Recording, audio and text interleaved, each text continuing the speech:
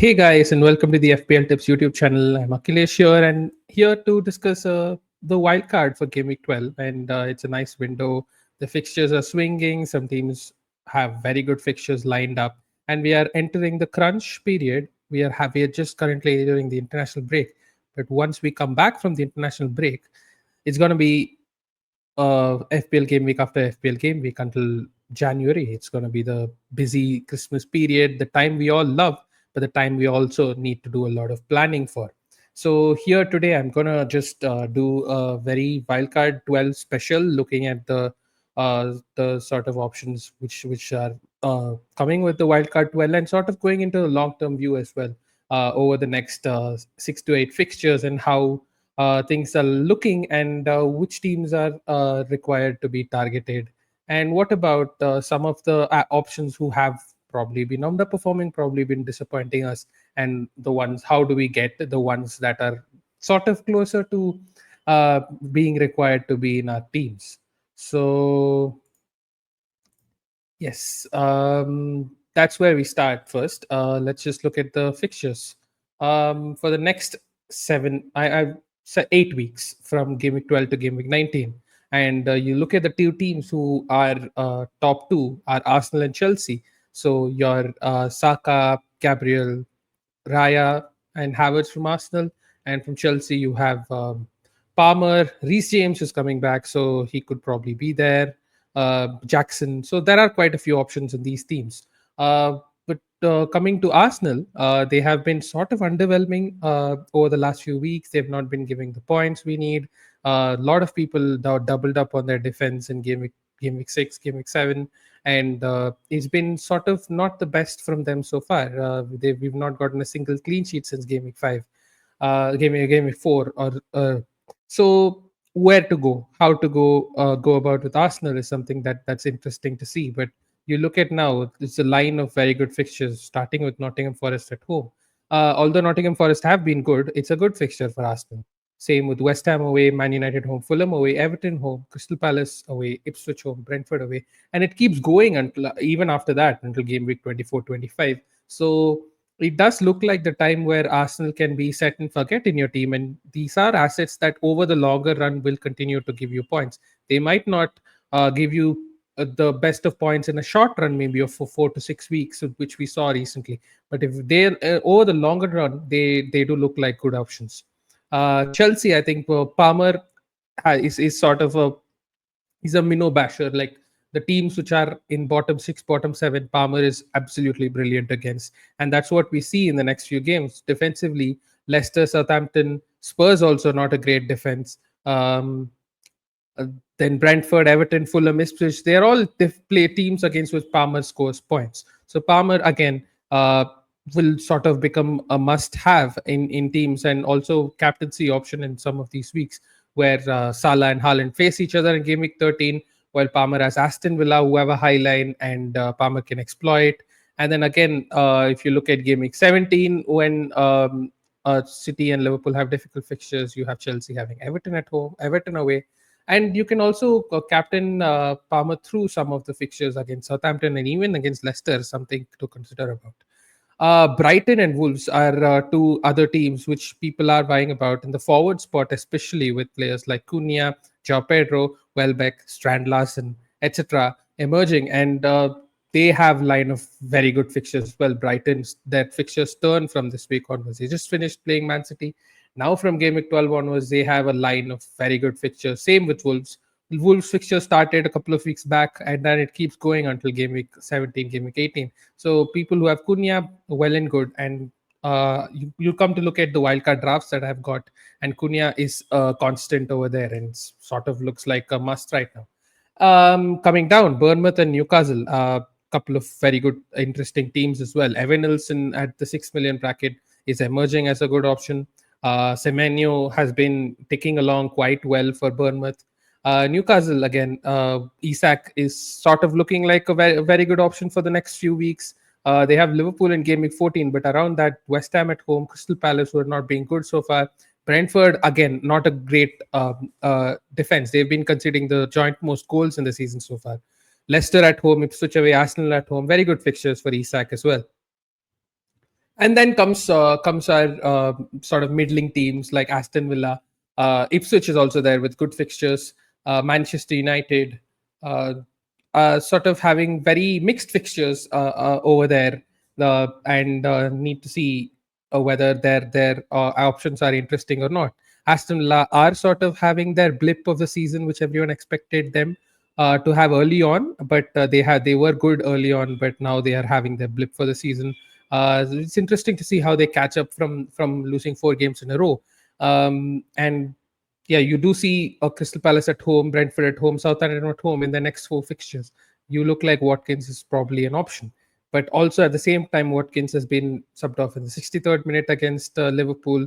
Uh, and they're playing he's almost playing 3 fixtures every week. Only one game has Duran started in the Champions League and Premier League so far. So it's just the thing that Watkins will keep playing, but the minutes are not the best, and his form is also not at the best. Their attacking numbers are not great as well.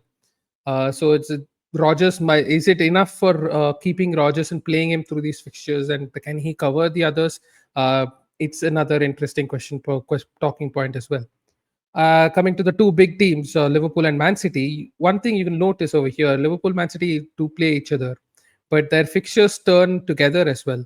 In the next 5, it's very middling, but then after game week 18 onwards, for 5 game weeks, 6 game weeks, Liverpool and Man City have great fixtures together. So if you're looking at the Salah or Haaland bracket, you look at these players for captaincy for the first and foremost, and it does look like the 2.5 million budget cheaper Salah looks like a long-term good option, because whenever Haaland has a fixture, captainable fixture, Salah also has a captainable fixture.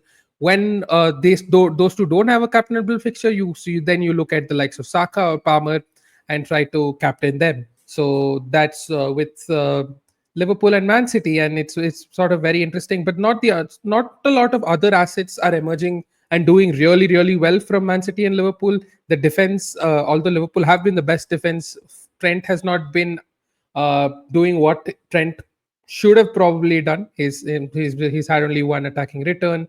The clean sheets have dried off, and unlucky for Trent owners, as against Aston Villa, he sort of limped off. So again, have to see how long, to what extent his hamstring injury is for. But that's where we look at, and even Rico Lewis, Guardiola has been good, but Rico Lewis has not been the best. He's been benched every now and then, and he's also looks tired. And towards the end of the Brighton game, he was probably like a little ragged towards the end. So again, as players get fit, is it worth holding Rico Lewis long term? Is it worth keeping Ford in long term? It's also it's just a doubt that looms around Man City. Manchester United, Bruno Fernandes is currently 17 point off at the back of a 17-point hole, and again they have good fixtures other than the Arsenal and Man City in the middle. So if you want to keep Bruno Fernandes and play him along these fixtures, and then that's a definitely good option as well. Brentford again, Wissa has been good. Mbumo is a constant in everyone's team. What to do with them? And what about those options? Coming further down, you look at Tottenham again. Ipswich was not the best, but is it worth keeping these Tottenham assets long term? Because they have mixed fixtures. They have Man City, then Fulham is a good team. Bournemouth away is difficult. We've seen Arsenal and Man City go struggle there. It's Chelsea at home then. Again, not the easiest of fixtures. Southampton away is obviously a very good fixture. Then Liverpool at home and Nottingham Forest away. So most, like 6 of the next 7 weeks, are not the best of fixtures from an attacking point of view. They're good teams that will play well. But that being said, Tottenham are still the best attack in the league. So is it worth holding them? Is it not? Is again something that sort of need to think about. Coming further below, Nottingham Forest and Everton sort of come to the bottom two in the fixture ticker, and assets where we will probably be avoiding so far, even though Wood is just defying everyone and continues to keep scoring week in, week out.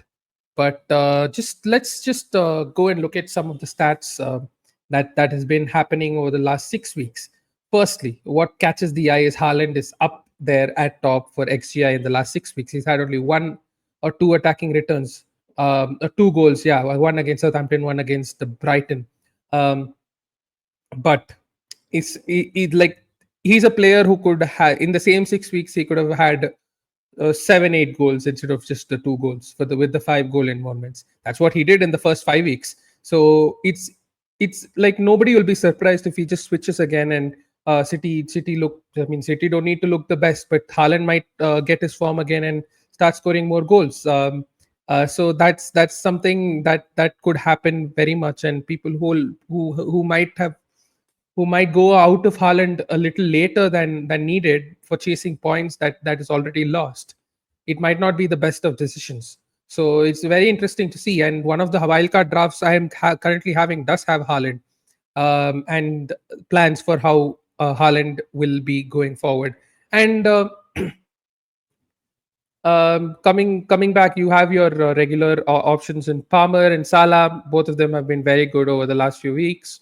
Brendan Johnson, who's been ticking along well, he's also a popular asset around. Raul Jimenez, who's been doing really well. Havertz, again, someone who's underperformed over the last few weeks, with just 2 goals with an expected goals of 2.87. He's been underperforming.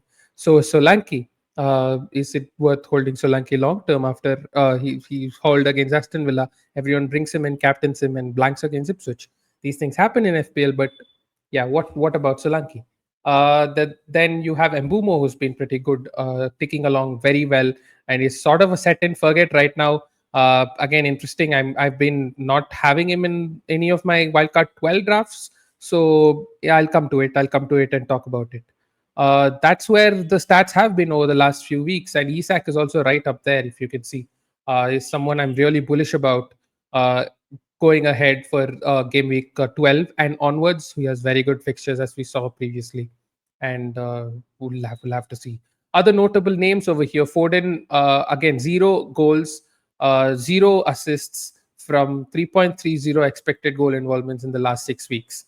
So he is also underperformed massively, and it's just I mean bulk of it is mostly assists over here, which is pretty interesting because you're not getting a goal threat from Foden. Also, from the attacking point of view, he's not taking as many shots. If you look at the big chances total for him, his big chances are 0.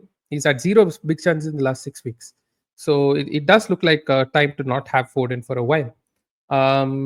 Welbeck again, along with the 6.9 options, or say 6 million options with great fixtures coming emerging as another very good option who might be in a lot of teams. Jackson is on 4 yellow cards, but still he's sort of in a very good run as well. Fixtures. Saka is someone I'm definitely looking at for my team, and also have him in a couple of very good Game Week 12 wildcard drafts. So I think as we go now with Odegaard back, Saka's numbers will go up, and if Saka's numbers does go up, Saka will be giving returns, and he is definitely a very consistent FPL option, and also is captainable in a couple of fixtures when Salah's fixtures are not the best. So with that, before this, I would like to also show how the teams are doing. Tottenham are still the best attack in the league. Arsenal are actually second best right now in the last 6 weeks. So that is it's not too bad for them. They've not been scoring as many goals, but their expected goals is still high. And I do expect both Havertz and Saka to come good in these good fixture run. And I think Arsenal will be introspecting during this international break. Whoever is there in the club, Arteta will be thinking, and they'll need to go on a run after the international break for them to keep that title hopes alive. It might be too much at this point, but Arsenal are a very good team who are capable of going in that run. And for that run, I think having one of Saka or Havertz along with both the defenders will be very important, because jumping before the curve starts is again a very optimal thing in FPL, and that's where the ranks are gained generally. And with Arsenal in the wildcard 12, it's so most of my wildcard 12 drafts are around Arsenal. It has at least 2 Arsenal players because of their fixtures and because of the team they are. I think Arsenal should be continuing to be backed, and so is Man City. They have had this slump as along with Man City, but Arsenal do have great fixtures right now, and they should be backed. So as Chelsea as well, where you look at your Palmer, maybe James, maybe Jackson as well. They also are very high up in this list. It's interesting to see that Liverpool's non-pen XG is not high. They are sort of sixth or seventh in the list. They've had okayish fixtures, but just been doing getting the job done over the last few weeks. And Salah has been central. He's been very much in form. That's one of the things. Salah is in form. If he's in form, he's going to give you returns. It doesn't matter what his XG or expected assist is. I mean, if at all, his goal involvement, expected goal involvement will go up in the next few game weeks. With the fixtures slightly getting better, there are some very good fixtures there. Where he can continue to haul, and he has 7 hauls in the 11 game weeks this season. So he looks like the captainable version of Salah. This is his second best start in FPL terms, and he's looking it at the moment. So ignoring that would be fine. But that being said, I wouldn't look at any other Liverpool attacker because their attack is not uh, like going guns blazing like it was in the first 5 game weeks. Last 6 game weeks is sort of mellowed down, and the rotation is definitely there. Jota will be coming back after the international break. So the second Liverpool attacker is someone I will be avoiding personally. Before looking at the draft, I'll just looking at the defense. Looking at Liverpool attack, but coming to Liverpool defense, I think I will try to have a Liverpool defender in my wildcard draft. If it's not Trent, I probably look at either Konate or Van Dijk, and they are probably they are the best defense in the league, and they've also considered the least errors. I mean, only one error leading to a chance, let alone goal. They've the big chances they've considered is not much. They're being very solid along with Arsenal again. I think Liverpool and Arsenal are still the two defenses to back over here. And going forward, I think you can expect quite a few clean sheets from them. Uh, and yeah, I think there will be points that will be missed if you don't go with those two defense. Those two defense still high on, and you can expect a few clean sheets with the fixtures they have. Newcastle, a very interesting team. They keep going from a very good defense to a very good attack, back to a very good defense, up and down. But they're finally clicking. They've had a very iffy start to the season, but finally they're clicking. Very good performance against Nottingham Forest. Didn't concede much. Wood didn't have a single shot, and they should have kept the clean sheet other than the goal. But they are sort of getting better as a defensive team, I'd say, and will be interesting to see how they are doing going forward. Bournemouth again, another decent team. So Newcastle and Bournemouth have these cheap assets. Like Bournemouth has Kirkes, Newcastle has Burn, they have Hall. Hall is starting games. Livramento, Fulham has Robinson. These are teams that you could back on if not for going with players like Ait Nouri, who is playing for Wolves, who are not going to keep a clean sheet. They did keep a clean sheet against Southampton, but it's not going to be regular for them.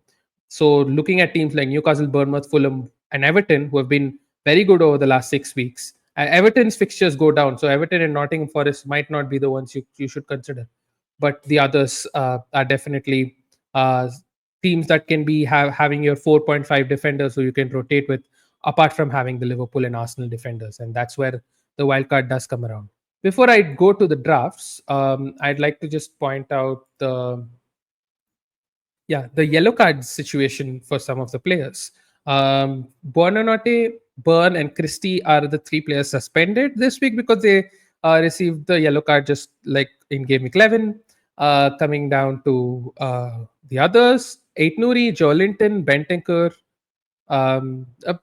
And let's just look at the important ones. Ait Nouri is definitely one because a lot of players are looking at him as a transfer. He has goal threat, he has assist threat, maybe the odd clean sheet, and he's a very sort of templatized player right now.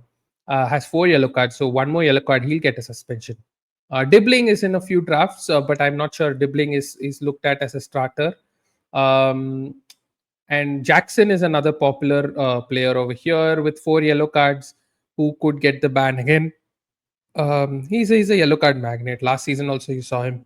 You saw people going not avoiding him in their teams because of his yellow cards situation. So it's not the best situation to have. Chelsea's fixtures are turning. Jackson has been very good with his season so far. He's involved, but having that 4 yellow card thing, you can get a suspension any day. And having an 8 million striker in a spot where he's not going to play for a week, you either need to bench an 8 million player or need to waste a transfer out on him. So that's one of the worries going with him. Neto, another Chelsea player who's been doing well now of late, scored that very good goal, and I expect him to keep starting games now. Is on 4 yellow cards, and the other player notable is Semenyo, who's also on 4 yellow cards. And another player who has very good fixtures coming up, and is sort of in that 4 yellow card zone. But not just looking at these popular FPL picks, which are Aitnori, Jackson, and Semenyo, coming at some of the other picks that might sort of impact teams and the way they play for maybe that 1 week. Joel Linton, I think, is very important for Newcastle. So if there is a week where you have he's both attacking wise and defensive wise very, very important for Newcastle. So if he does miss out, then I see that particular match as a weak game for Newcastle. Bentancur is not a big problem. They have good rotations over there. Totti is Wolves centre back. Joe Gomez is Wolves midfielders. They've been consistently playing this season. So that might be an issue for Wolves. From Wolves' point of view, Howard Bellis is there in some of the teams as a substitute. Another player who could miss, so is Michael Keane. But coming to Sasha Lukic, who's for Fulham, I think they do have other players also to be able to play the number 6 role. His minutes has not been so high as well. McAllister, again, Liverpool can still play with Gravenberch, Szoboszlai, and Jones, so his miss is also not much. But Martinez is another one because there are teams with Delhi, Dalot, Mazraoui. So if Martinez does miss games, then it might be an issue for United in that particular game. Same with Share for Newcastle. So this is just, and Senesi for Bournemouth. This is just something to keep an eye on. Other than just the FPL picks, some of the other players who are also on the cusp, and their teams might be weakened because of that. Okay, finally, I'll get to the wildcard drafts. I have 3 drafts lined up for today, and I'll just take you through my thoughts in each of these drafts. The first draft has, again, Raya continues to be on goal because over the period of time, I expect Arsenal to keep the most clean sheets. I mean, maybe Liverpool does a little more, but Arsenal definitely is up there. And throughout the season with great fixtures as well, Raya will start racking up those clean sheet points. So, and he had a very good start to the season. So I think in this draft, Raya stays. Fabianski is the other goalkeeper who's now starting. So I don't think there's any point going with any other 4 million keeper. Gabriel is another player who's just going to be there. He's a glue guy in the defense, again, long term. Even if they don't keep clean sheet, he's a very good attacking threat. Even against Chelsea, he sort of got his head into a couple of corners, set piece situations, and is someone who's definitely has to be in your drafts for Game 12. Raya might be a question if you can downgrade Raya to a Sanchez or a Sells, but Gabriel has to be there. Mikolenko, Hall, and Aitnuri are the 3 people I've gone with. Mikolenko is because he's just 4.3. He's been very cheap and he's there. But he can be Kirkes if you have the value. He can be a Chelsea defender, Colville, if you have the value there. He could be a Fulham defender in Robinson if you have the value there. So that's the spot I think is open over here. Hall is being good. He's been decent attacking wise. He's sort of had the expected assists and he's been playing enough football over the last few weeks. His minutes is not a problem right now. So Hall is just there and Aitnuri is also there. Trent I've gone with can be Van Dijk as well. I've gone with Trent right now. The logic is basically that he is the best defender in the game and he will continue to tick along as Liverpool keep clean sheets. If Liverpool last season Liverpool were not keeping clean sheets. This season his floor has gone up because Liverpool are capable of keeping clean sheets. So if you do have that money, I think you can still go on for him. I think maybe you'll have to monitor his fitness. If he's fit for Southampton, you can still go with him. If not, you can reduce it. If you can bring him down to Van Dijk or Konate.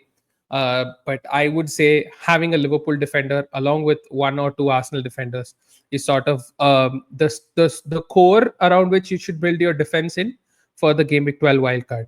Aitnuri, again, he's just there because great fixtures and he's going to tick along. You look at his last 5 weeks, 9-1, 6-1, 6. He's going to be getting some points. He's going to either by clean sheet or by a goal or by an assist. And he's very involved for them. So He is a very good option even at 4.7 million. This midfield has three premiums in Salah, Saka, and Palmer. Doesn't have Bruno Fernandes right now because of the budget constraint. Maybe you can reduce Trent for a Konate and Semenyo to Bruno if you have the value. That's a good place to be as well. But Salah, Saka, and Palmer. Let me talk about them one by one. Salah right now, the form is just incredible, and you can't ignore him right now. He's a captainable player in against Southampton. You could argue him captaining him against Newcastle, but Everton, Fulham, he is a captainable player through all these fixtures, and I expect Salah to continue playing the way he's playing. He's looking very confident, and he's just it's from a Liverpool point of view. I think he does want a new contract, and because he wants a new contract, he is showing that there is no way you cannot offer him what he wants, and that's how he's playing right now.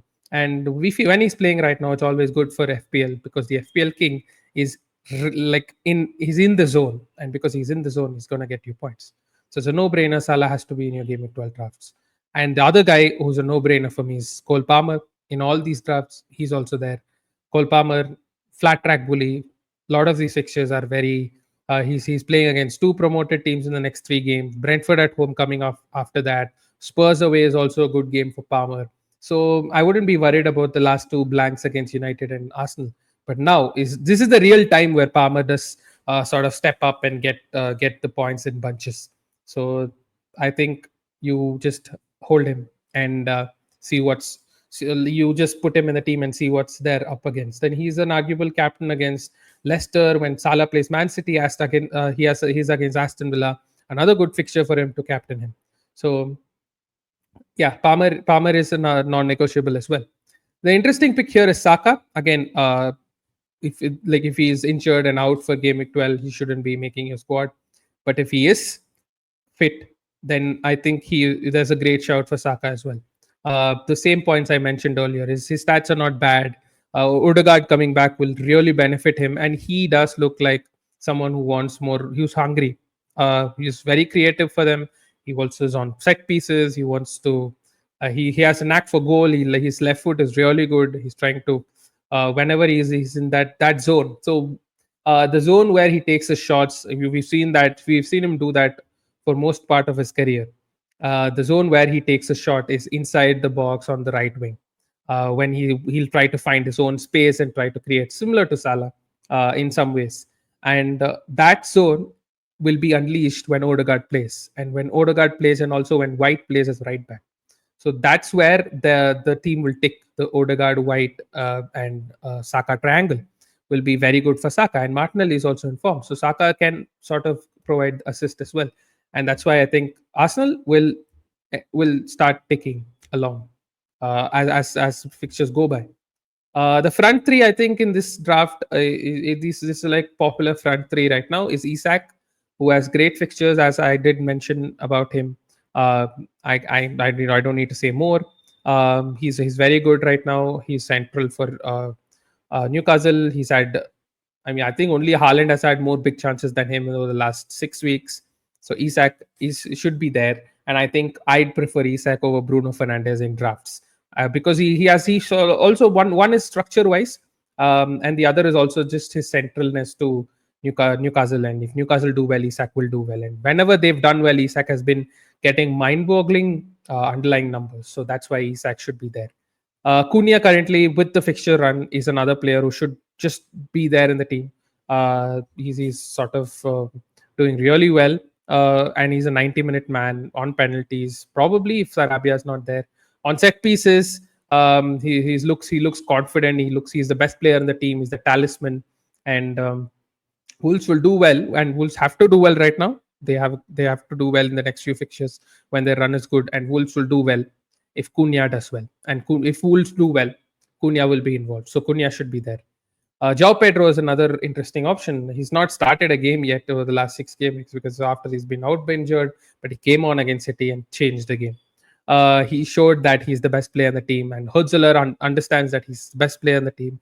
Hutzler also thinks he's a very good leader as well. In his latest interview, he said that, and João Pedro should start starting games from game week 12 onwards.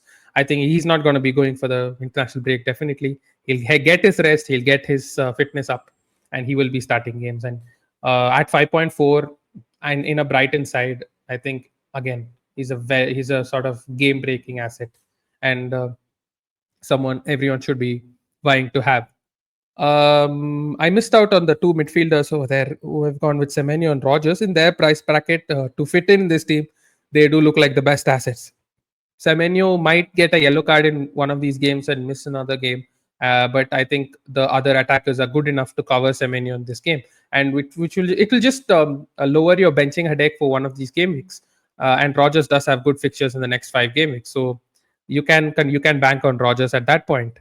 And Rogers is the best Aston Villa asset to have, and Watkins is not. As I mentioned, Watkins is a bit earlier on why Watkins is not. But Rogers and Semenyo should make this draft for the value they offer for the price, and they will fill in. And they are also very central to their respective teams, and they will be starting regularly as the uh, game goes on. I mean, Rogers might have a 60-minute game here and there, but overall, I think these two are pretty solid picks for that price. Smith Rowe is another one you could consider, but yeah, I think the fixtures for these two and the uh, currently just has them over Smith Rowe right now. Smith Rowe can be there instead of Semenyo as well. Um, Coming to the second draft, this one before the Haaland draft, I'll just take you through this.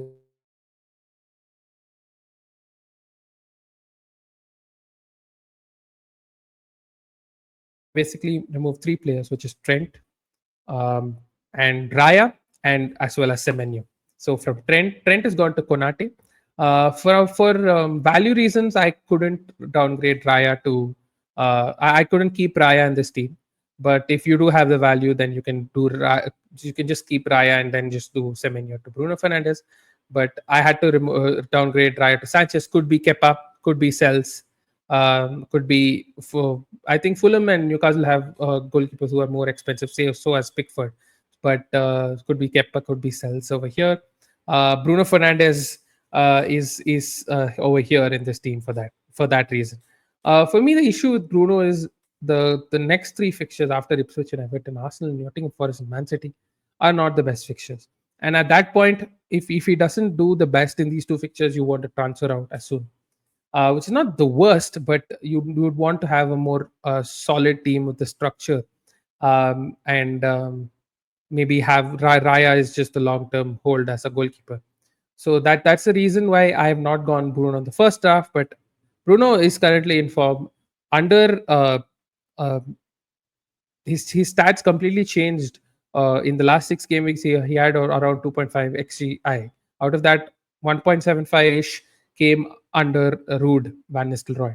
It'll be interesting how to see where Bruno does play um, under Ruben Amorim, and is he going to be in the front 3 because he plays a 3-4-3, or is Ruben Amorim going to change his formation? Like wait and watch, but Bruno does look like a very good option right now. So he is there as the 4th midfielder. And this is how I would try and fit in Bruno. And that the draft has changed because of Bruno. Because you would always, obviously, if you have the money, you'd prefer Trent to Konate and you'd prefer Raya to Sanchez. But this is just to do the Semenyo to Bruno upgrade. There's been a reshuffling of the draft. But Konate is fine.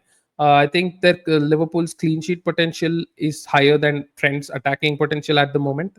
Just at the moment, maybe eventually Trent does become like much better attacking wise as well. But that just says that the gap between Trent and Konate is not as much as we would expect. And in certain games, it's fine to just have Konate over there instead.